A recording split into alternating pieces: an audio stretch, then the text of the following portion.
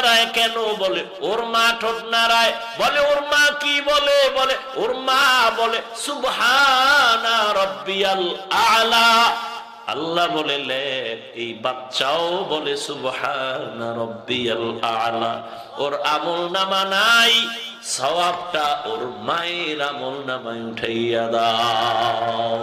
আজান হয়ে গেছে, মা দৌড়ায় গেছে ওযু করার জন্য।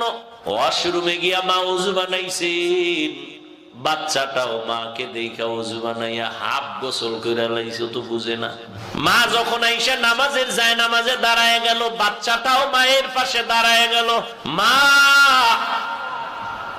যখন বুকে হাত বাইদা ঠোঁট নাড়ায় পড়ে আলহামদুলিল্লাহি রাব্বিল আলামিন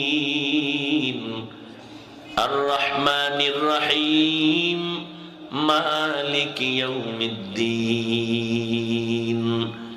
ইয়্যাকা না'বুদু ওয়া ইয়্যাকা নাস্তাঈন ইহদিনাস সিরাতাল মুস্তাকিম সিরাতাল লাযীনা আন'আমতা আলাইহিম গায়রিল মাগযুবি আলাইহিম ওয়ালাদ-দাল্লিন।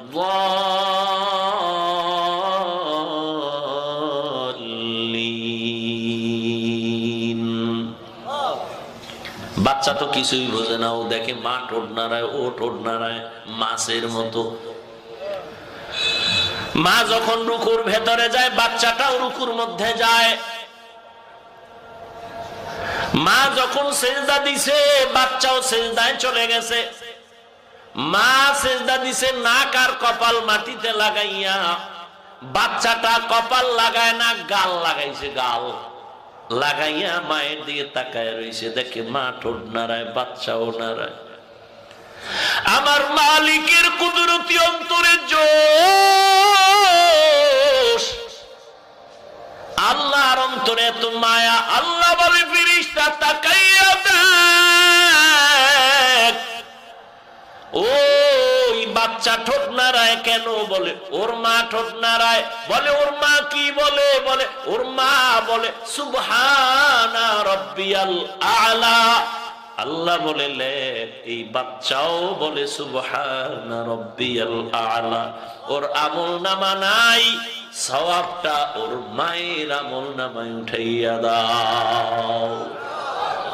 সালেহাতু সঙ্গে বুদি দিল খরশ আজমুদা এক জমানা খাকে বাস करामत कर दिया खिदमत पसंदी बतौफीक सुजुदम सरबलंदी।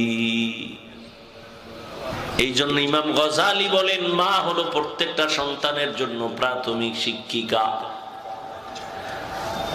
বাবার তুলনায় মা সন্তানের কাছে আদর্শ, কারণ সন্তান মাকে ফলো করে বেশি, সময় কাটায় বেশি।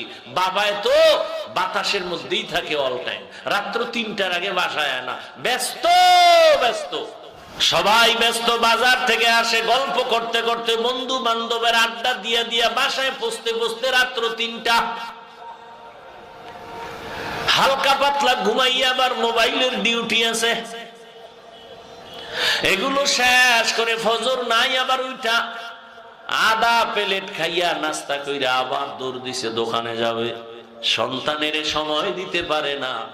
সন্তানকে আসলে বাবা হইয়া সময় দেওয়া বেশি জরুরি, দরকার।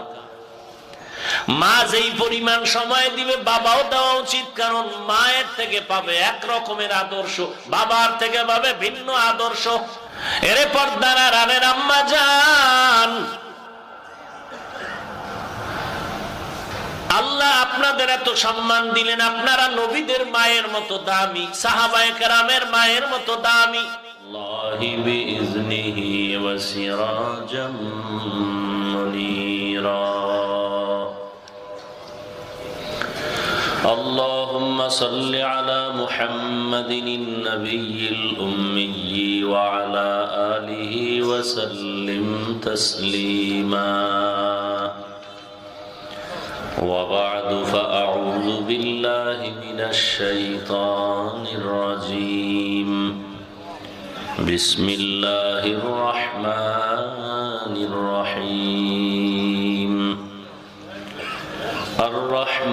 علم القرآن خلق الإنسان علمه البيان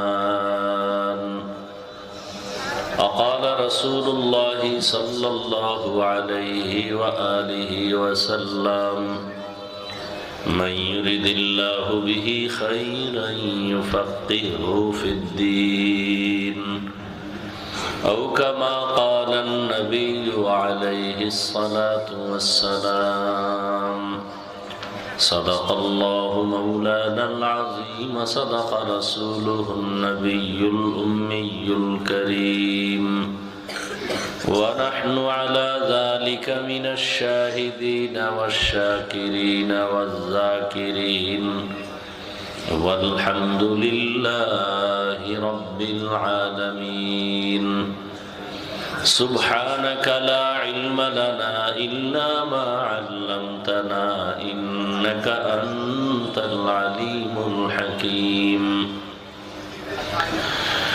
رب اشرح لي صدري ويسر لي أمري واحلل عقدة من لساني يفقه قولي दुर्फशानी ने तेरे कतरों को दरिया कर दिया दुर्फशानी ने तेरे कतरों को दरिया कर दिया दिल को रोशन कर दिया आँखों को बीना कर दिया दिल को रोशन कर दिया आँखों को बीना कर दिया हकीकत खुल जाएगी बवक़्त इम्तिहान तेरे हकीकत खुल जाएगी बवक़्त इम्तिहान तेरे के सुस्ती में या मेहनत में गुजारी जिंदगी तूने के सुस्ती में या मेहनत में गुजारी जिंदगी तूने मोहम्मद ने आकर कुफर को मिटाया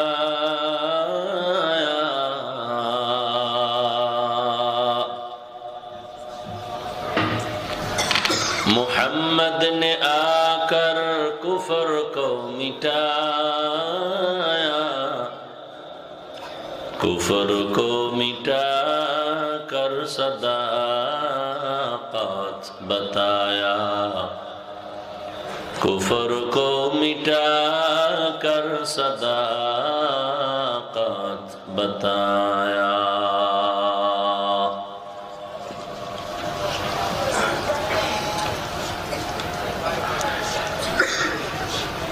ইকরাম মডেল ইসলামিক স্কুল ও মাদ্রাসা কর্তৃক আয়োজিত এলাকাবাসীর যৌথ উদ্যোগে আজকের বার্ষিক ওয়াজ ও দোয়ার মাহফিল 7 ফেব্রুয়ারি 2025 সভাপতি পীরে কামেল শেখুল হাদিস আল্লামা নোমান সাহেব দামাত বারাকাতুহুম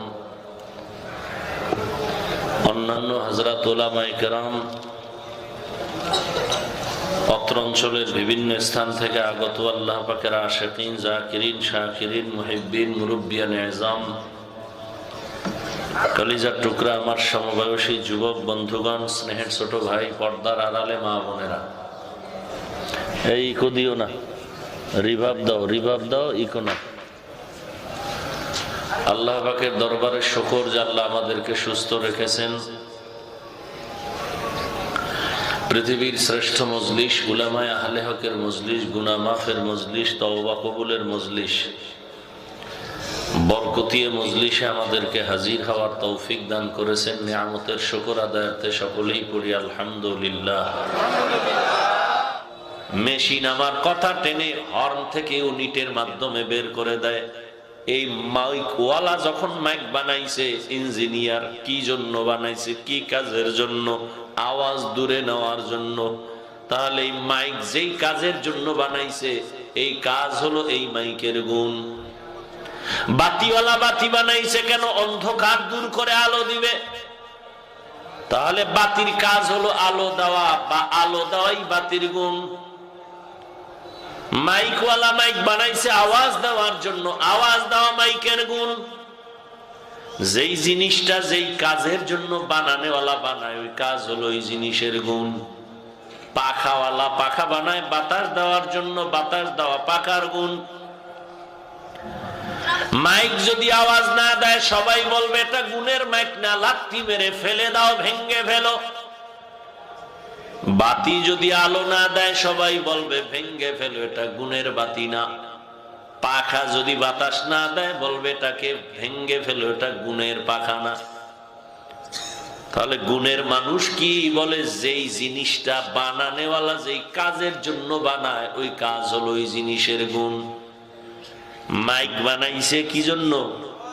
আওয়াজ দেওয়ার জন্য, আওয়াজ দেওয়া মাইকের গুণ। বাতি বানাইছে কি জন্য? আলো দেওয়া বাতির গুণ। পাখা বানাইছে কি জন্য? বাতাস দেয়া পাখার গুণ। এই সহজ কথা ভালো করে মনে রাখবেন। বলেন এবার আল্লাহ মানুষ বানাইছেন কি কাজের জন্য? ওয়ামা খালাকুতুল জিন্না ওয়াল ইনসা ইল্লা লিয়াবুদুন।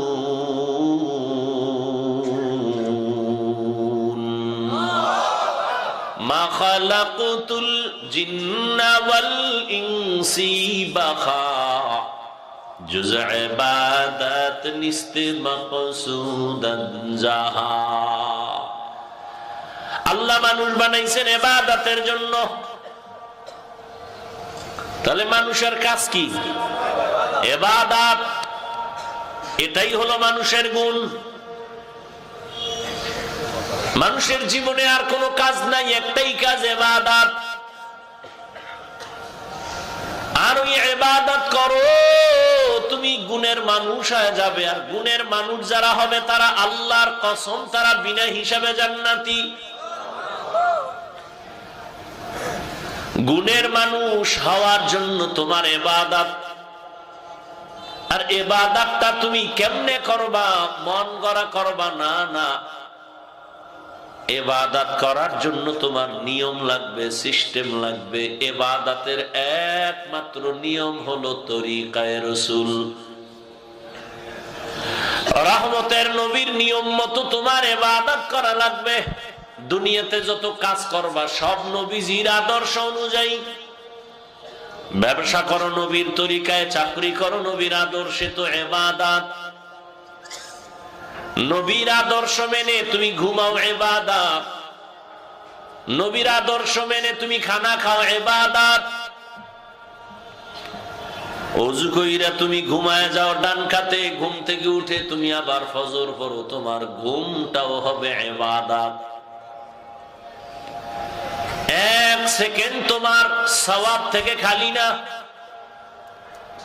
এখন নবীর তরিকা তো আমি জানি না, বুঝি না। কারণ নবীর তরিকা মাইনা ইবাদত যদি করতে চাও, নিয়ম জানতে হলে লাগবে কোরআন। ইবাদতের নিয়ম জানতে হলে কি লাগবে? বাইবেল। কি লাগবে? কয় কোরআন বুঝি না, কয় কোরআন বুঝতে হলে লাগবে হাদিস। কয় হাদিসও বুঝি না, কয় কোরআন হাদিস বুঝতে হলে লাগবে একমাত্র উলামায়ে আহলে হক। উলামায়ে কেরামের দ্বারা কোরআন হাদিস শিখিয়া নবীর তরিকায় যদি ইবাদত করো, তো তুমি গুণের মানুষ। গুণের মানুষ হইতে হলে লাগবে ইবাদত। ইবাদত শিখতে হলে লাগবে কোরআন। কোরআন বুঝতে হলে লাগবে উলামায়ে কেরাম। কি ফলাফল পাইলাম? গুণের মানুষ। ইবাদত ছাড়া হয় না ইবাদত, কোরআন না জানলে হয় না। কোরআন আলেম ওলামা ছাড়া জানা যায় না। ফলাফল দাঁড়াইলো, আগে আলেম কাছে যাও, আলেমদের থেকে কোরআন শিখো, নিয়ম অনুযায়ী নবীর তরিকায় ইবাদত করো। এরপরে তুমি হবে গুণের মানুষ। আল্লাহ এই দিকে ইঙ্গিত করে বললেন, আমি আগে মানুষ বানাই নাই, আগে কোরআন শিখাইছি। অর্থাৎ যারা আলেমদের মাধ্যমে কোরআন শিখা ইবাদত করবে তারা গুণের মানুষ। তাহলে বোঝা গেল কোরআন শিখা ছাড়া ইবাদত হয় না, ইবাদত ছাড়া গুণের মানুষ হয় না। আল্লাহ এই দিকে ইঙ্গিত করে বলেন, আমি আগে মানুষ বানাই নাই, আগে কোরআন শিখাইছি। অর্থাৎ কোরআন শিখা যারা ইবাদত করবা তোমরাই গুণের মানুষ, আর তোমাদের জন্যই হলো বিনা হিসাবে জান্নাত। এই জন্য আল্লাহ বলেন, আর রহমান আল্লামাল কুরআন খালাকাল ইনসান। মাইকের গুণ আওয়াজ দেওয়া, বাতির গুণ আলো দেওয়া। মাইক ভাড়া করে এনেছি, যদি আওয়াজ না দেয় সবাই গালি দিবে, ভেঙ্গে ফেলো, টাকা দিও না, গুণের মাইক না। মনে রাখিও, দুনিয়া থেকে আখেরাতের শিক্ষা নাও, দুনিয়া থেকে আখেরাত বুঝো। ইবাদত কইরা গুণের মানুষ না হইয়া যদি তুমি আজরাইলের হাতে ধরা পড়ে যাও, আল্লাহ বলবে এটারে লাথি মেরে জাহান্নামে ফেলে দাও, এটা গুণের মানুষ না, এরে জাহান্নামে ফেলে দাও। এর মধ্যে ইবাদতের গুণ নাই। গুণের মানুষ যারা হবে না তাদের জন্য আরেকটা জায়গা আমি আল্লাহ বানাইছি, ও জায়গার নাম জাহান্নাম। আল্লাহ তাআলা হ্যান্ডকাপ লাগাইবে ফেরেশতার দ্বারা, এরপরে জাহান্নামে নিয়ে যাবে। অতএব আমরা কি বুঝলাম?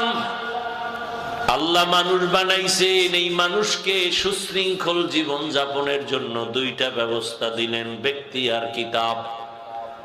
ব্যক্তির মধ্যে শ্রেষ্ঠ রাহমাতুল লিল আলামিন, কিতাবের মধ্যে শ্রেষ্ঠ কোরআনুল কারীম।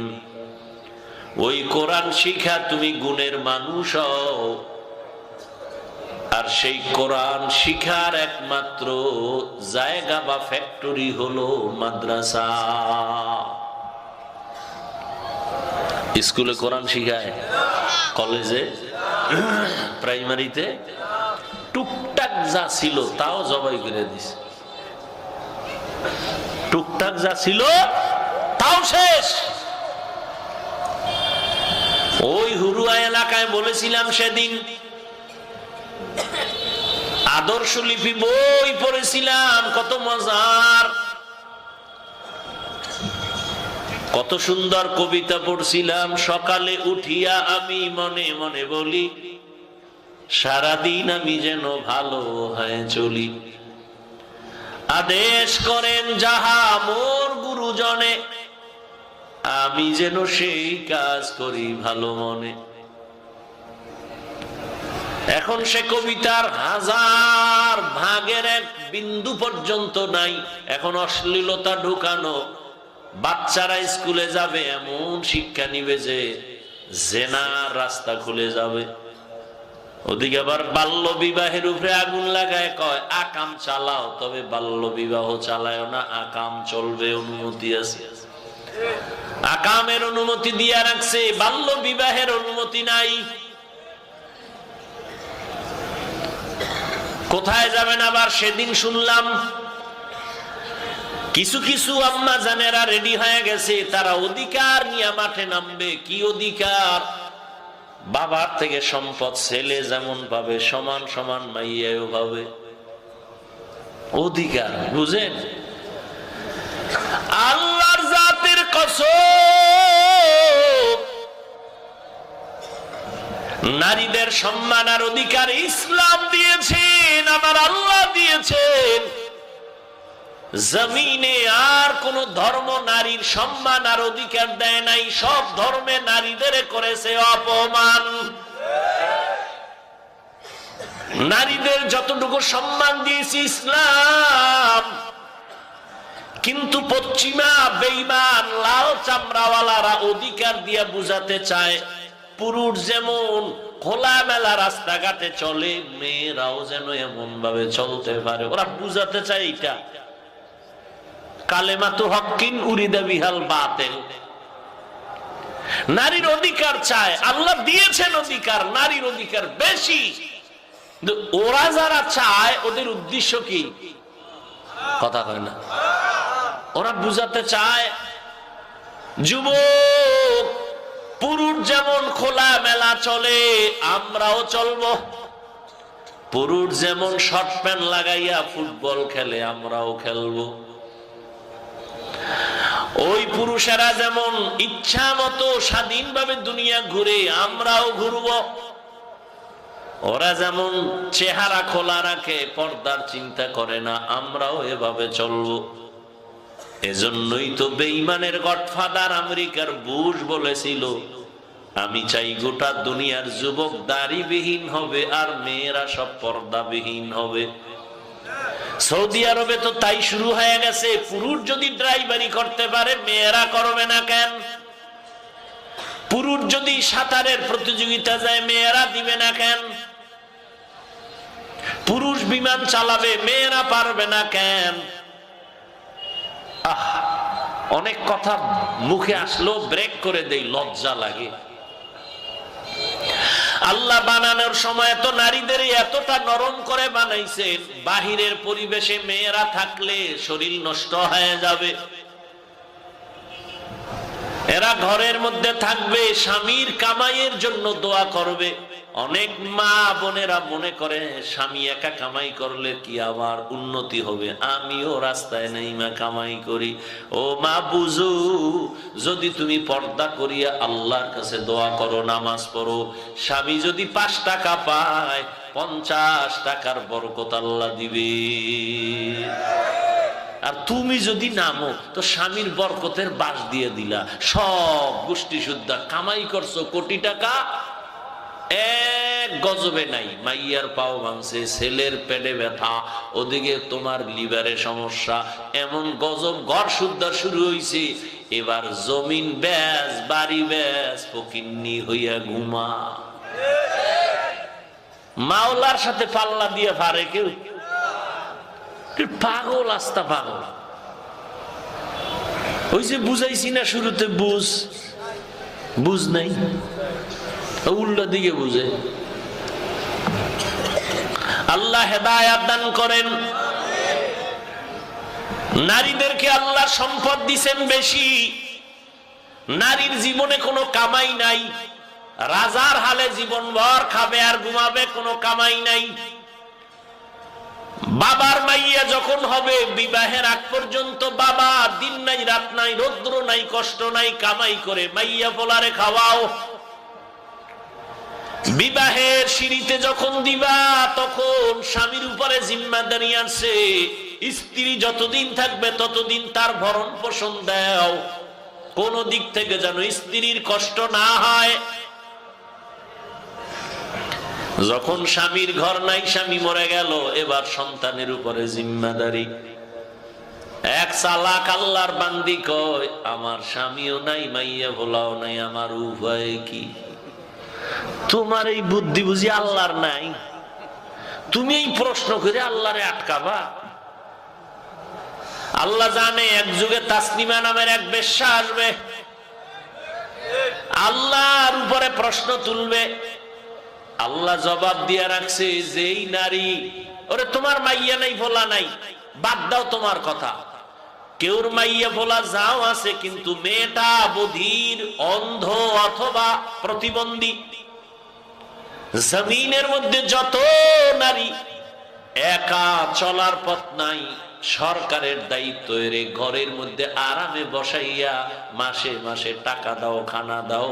নারীকে দিয়া রাস্তায় কাজ করানো যাবে না, সম্মান নষ্ট করা যাবে না। নারীরা তো স্বর্ণের থেকেও দামি। قال رسول الله صلى الله عليه وآله وسلم الدنيا كلها متاع وخير المتاع الدنيا الامرأة الصالحة। দুনিয়ার সব সম্পদের মধ্যে শ্রেষ্ঠ সম্পদ হলো নারী। তবে নারী নেককারিনী নারী, স্বর্ণ মানুষ কতটা তালাবদ্ধ করে রাখে, নারী স্বর্ণের মতো দামি। কেমনে বুঝাবো? আল্লাহ তাআলা এক ঘরে মাইয়া দিছে, কোনো ছেলে নাই, পাগল হয়ে গেছে বাবা মা আমার কামাই করে কে খাওয়াবে? ওরে আল্লাহর গোলাম, তোমার 5টা ছেলে যা তোমারে খাওয়াইতো, আল্লাহ যদি চায় তোমার এক মাইয়ার জামাইরে দিয়া তার থেকে বেশি ব্যবস্থা করবে। আল্লাহ পারেনি?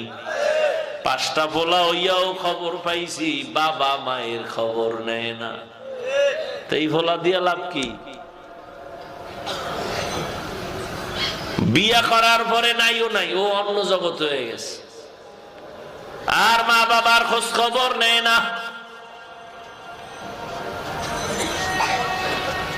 এই ভোলা দিয়া কি লাভ? আমার নবীর তো কোনো তুলনা নাই, সেই নবীর একটা ছেলেও নাই, 4 কন্যা। রহমতের নবী বলেন, আমি এত বড় দামি, আমার আল্লাহ আমাকে এত ভালোবাসেন। কত কথা, কত কন্ট্রোল করে বলি মানুষকে দিনের দিকে আকৃষ্ট করার জন্য, কাউকে আঘাত করার জন্য না। পর্দার আড়ালের আম্মা জানেরা, জাতের মাইয়ারা কি চায়? অজাতের না, জাতের মাইয়া যারা, এরা চায় বিয়ে জীবনে একটাই, কলঙ্কের দাগ কপালে নিব না।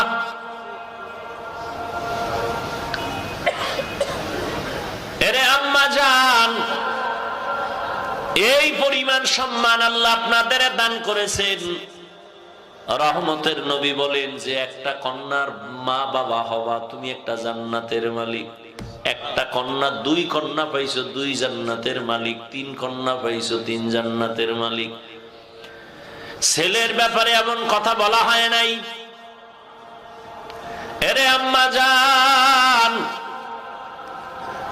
ভালো ফল চাইলে ভালো গাছ লাগাতে হবে, ভালো সন্তান চাইলে মাকে ভালো হতে হবে। ইমাম গজালি বলেন, প্রত্যেকটা সন্তানের জন্য তার মা হলো প্রাথমিক শিক্ষিকা। মা সন্তানরে যা শিখাবে তাই শিখবে।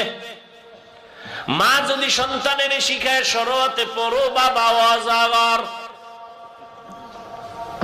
সন্তান অজগর হবে, ঘরের আলমারি ভাঙবে। ঠিক নি? মা কইবে কি ওকে অজগর।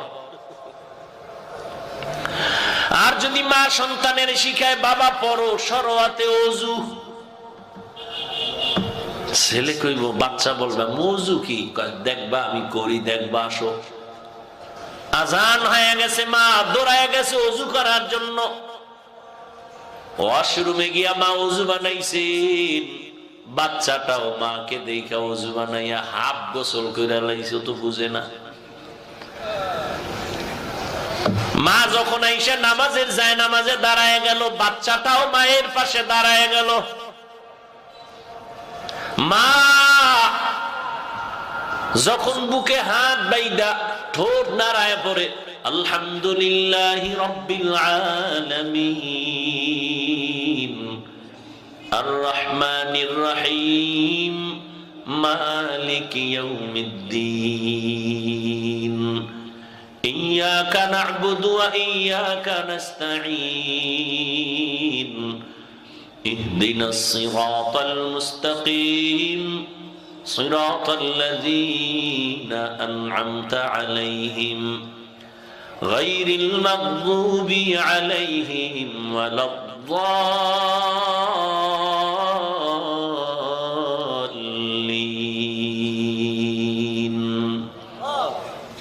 বাচ্চা তো কিছুই বোঝে না, ও দেখে মা ঠোঁট নাড়ায়, ও ঠোঁট নাড়ায় মাছের মতো।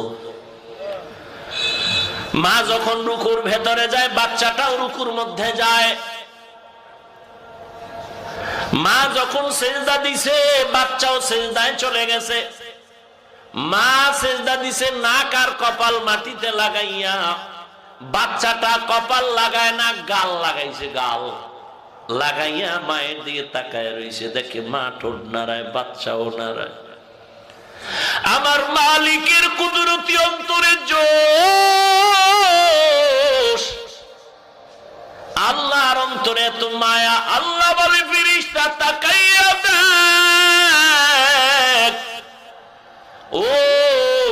বাচ্চা ঠোঁট নাড়ায় কেন? বলে ওর মা ঠোঁট নাড়ায়। বলে ওর মা কি বলে? বলে ওর মা বলে সুবহানা রাব্বিয়াল আ'লা। আল্লাহ বলে লেখ এই বাচ্চাও বলে সুবহানা রাব্বিয়াল আ'লা। ওর আমলনামা নাই, সওয়াবটা ওর মায়ের আমলনামায় উঠাইয়া দাও।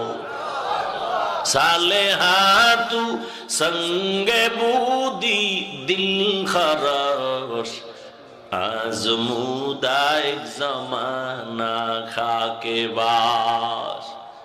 करामत कर दिया खिदमत पसंदी बतौफीक सुजुदम सरबलंदी। এই জন্য ইমাম গজালি বলেন মা হলো প্রত্যেকটা সন্তানের জন্য প্রাথমিক শিক্ষিকা। বাবার তুলনায় মা সন্তানের কাছে আদর্শ, কারণ সন্তান মাকে ফলো করে বেশি, সময় কাটায় বেশি। বাবায় তো বাতাসের মধ্যেই থাকে অল টাইম, রাত্র 3টার আগে বাসায় আয় না, ব্যস্ত ব্যস্ত।